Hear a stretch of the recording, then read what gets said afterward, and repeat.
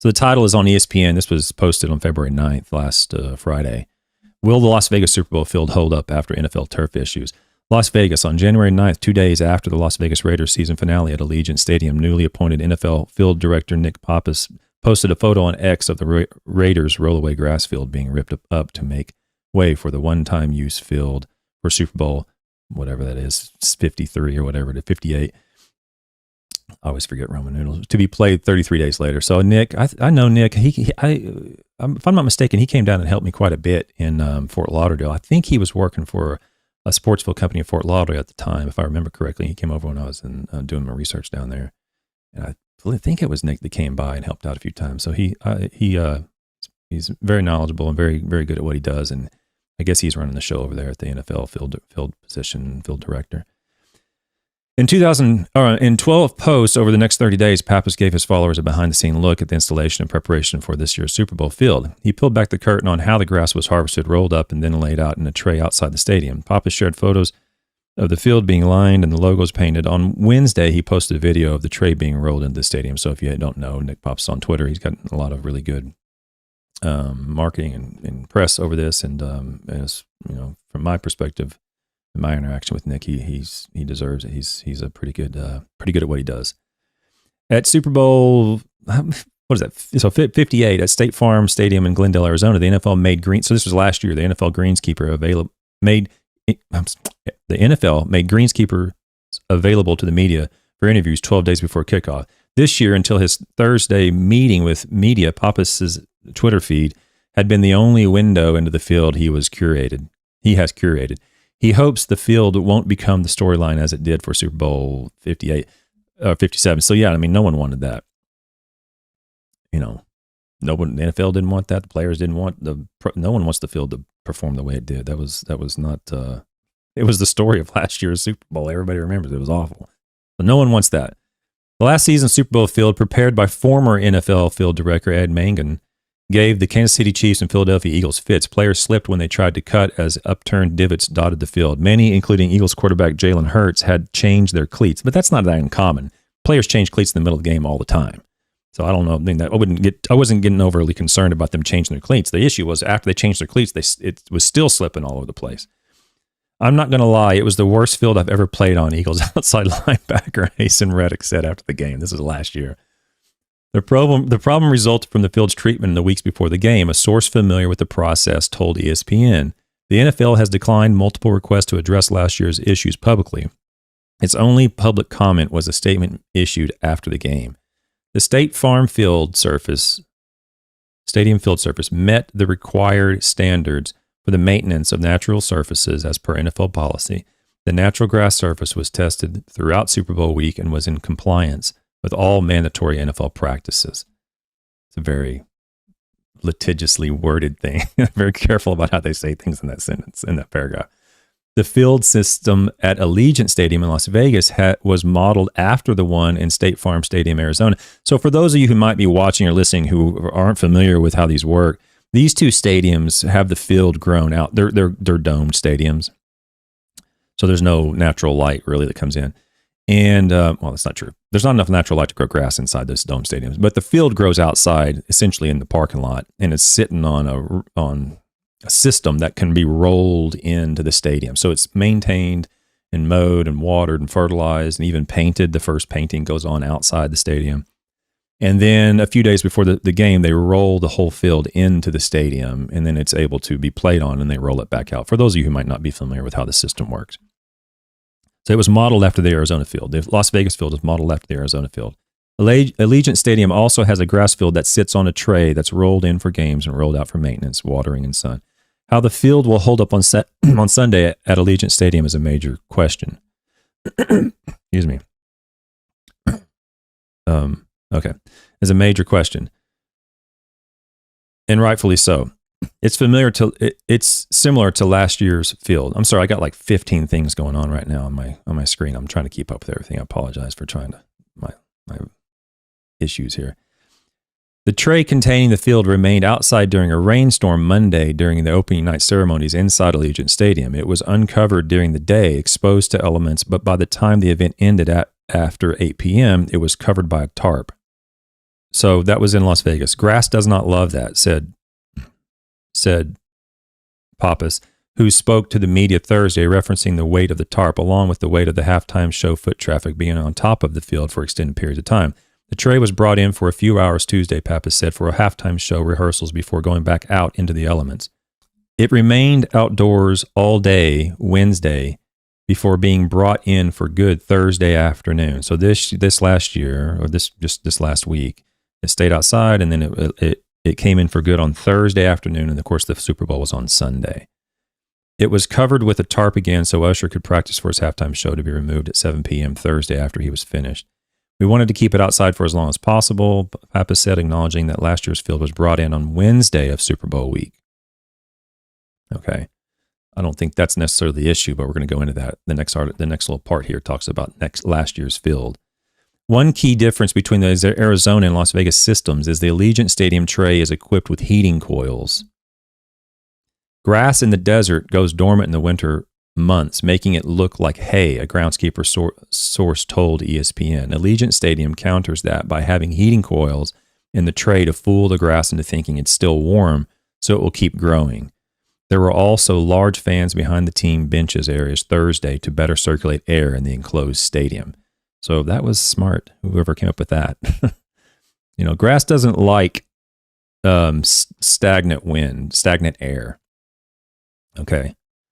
And even believe it or not, spray equipment. We don't like it when the air is when there's no wind. That's how we have these temperature inversions happen out in fields where there's zero wind, there's no air movement at all.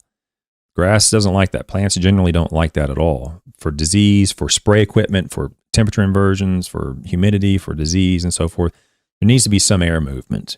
Okay, and so they put some fans behind the team benches inside the stadium to continue to help with air. And they may have done that in the past too. I don't know, but they did that this year. Asked whether last year's Arizona experience was a factor in moving the field in, made of Tifway 2 Bermuda grass from Central California, indoors a day later, Jeff Miller, NFL Executive Vice President of Communications, Public Affairs and Policy, said he wasn't sure whether there was a connection. I don't know either. Maybe I should get Nick on here and talk to him and see what decisions made. If he's capable of talking about that, I don't know. But the reality is there was nothing wrong with the turf itself, the grass from last year. They could have used the exact same turf this year and probably been just fine.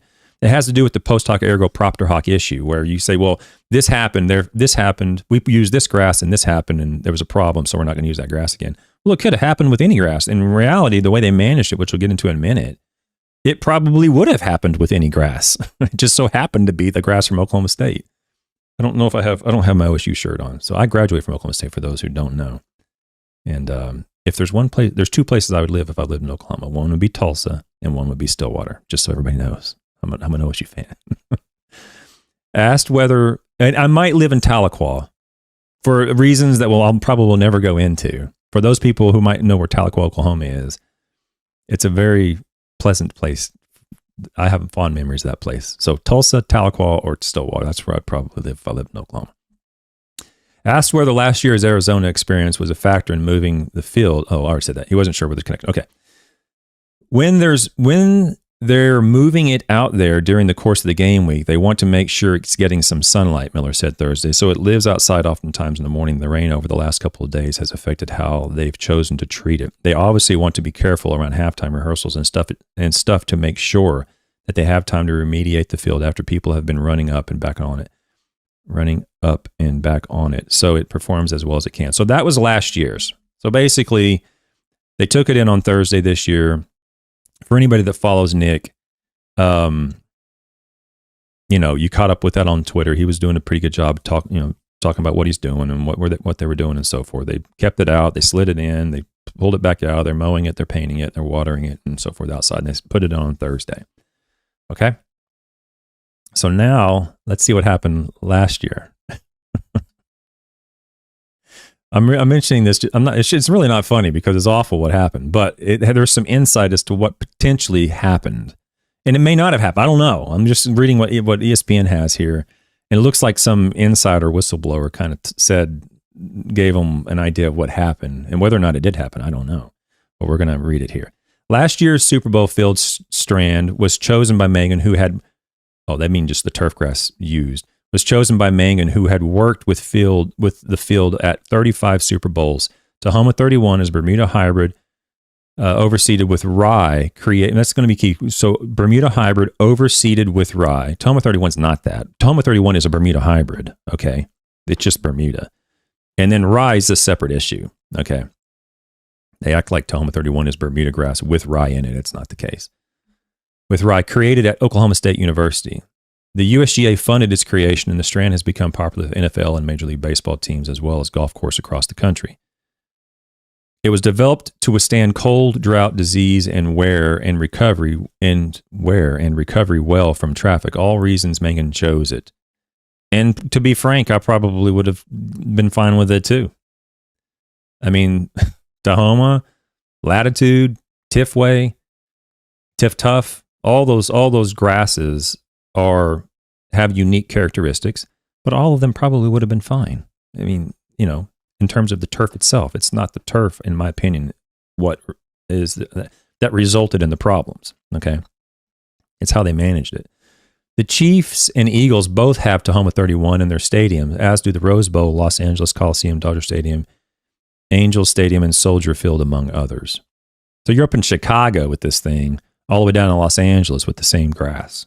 Okay, so it works. Not an issue with the turf, the Bermuda grass, cultivar itself. One decision, however, changed the course of how the field played last year. Okay, so here's a little bit of the insight, and you all probably knew this. I didn't know it until I read this. About 5 days before the game, the field at State Farm Stadium in Arizona was rolled in, which is way longer than it was supposed to be in there, according to a source familiar with the process. So I don't know who this source is, but it sounds like they got some anonymous tipster or something that talked to ESPN when they probably shouldn't have been. I don't know. But familiar with the process, this source was. There are two primary reasons for the early arrival. Number one was that rehearsals for the national anthem, Rihanna's halftime show, and other game time entertainment could take place on the field. So that was the first reason it went in early, which is fine. And I wouldn't even say it's early. It just went in on the day it went in, Wednesday, I guess it was. And then number two was so temporary stands and suites could be built on the south end of the stadium after the sod was rolled in. So they had two logistical reasons why they had to have the field in. They needed one to have Rihanna do her halftime practices, and then one, they needed to build some temporary stands around. Then they needed the field in there to do that. So makes sense to me. But right before the Super Bowl field was rolled in, Mangan's team watered it, which is not uncommon. Multiple sources said immediately the groundskeepers who were helping prepare the field knew it was a bad decision. So let me just say something here. I don't think that that's true. If the groundskeepers knew it was a bad decision, I don't know who was maintaining the field down there. Why didn't they say something? Why didn't they talk to Mangan? Or maybe they did and he didn't listen. I don't know. But if you know it's a bad decision, speak up at the time. Don't wait until after people are slipping and sliding all over the place and it looks horrible on TV and everybody gets a bad rap for it. Okay? I mean, if you know it's a bad decision, tell them. Say, hey, there's too much water on this field. And maybe they did do that.